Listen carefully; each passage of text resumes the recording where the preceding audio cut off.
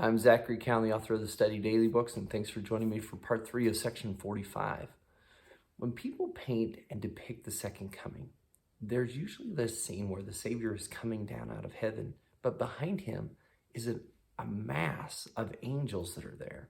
Well, who are these people? How do they get there? Today's verses are going to help us understand a little bit of that, and there's going to be more revealed because there always is, layer upon layer.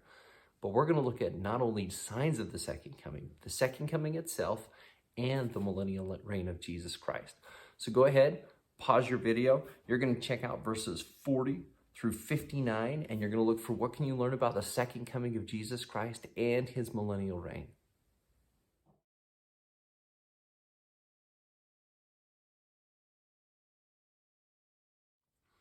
All right, welcome back. So one of the things you learned is that when the Christ comes, he's going to come with these angels who are his saints who have previously slept and are now being resurrected, or also those living saints who are gathered up from all the four quarters of the earth.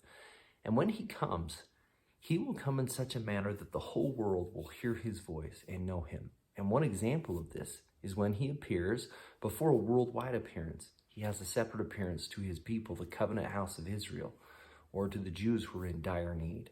At this time, just west of the city of Jerusalem, we know that there will be a great battle, the Battle of Armageddon happening, where it's this almost a worldwide conflict. And at the moment when they're about to perish, the promise is that the Savior's foot will touch on the Mount of Olives, just as it read right here in verse 49 and 50.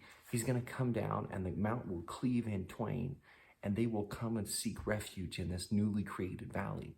And in the midst of that, seeking and going for help, they will finally meet the Messiah they have been waiting for. They will hear his voice and see him, and they'll ask, what are these wounds? To which he will respond, these are the wounds I received in the house of my friends. They will see these marks and come to know that Jesus is the Messiah they have always been waiting for. Well, I think this is really interesting. Do we have to wait until the second coming and his voice shouts in a way that shakes the whole earth before we can learn how to hear him?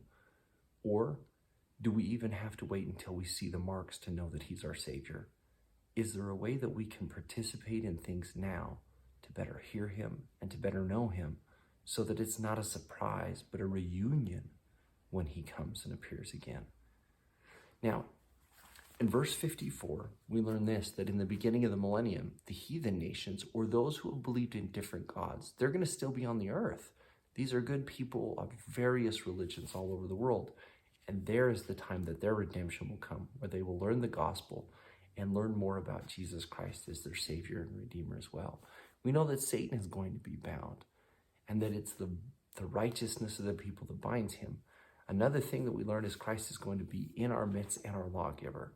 Well, what is stopping him right now from being in our midst and being our lawgiver? If so, you don't need to wait for the second coming to come or the millennium in order to receive many of those promised blessings. We can know him now. We can hear him now. He can be in our midst, and he can be our lawgiver. May we go forward today realizing that we already live a millennial type lifestyle, and how lucky we are for it. All right, see you next time when we do part 4 of Doctrine and Covenants, section 45.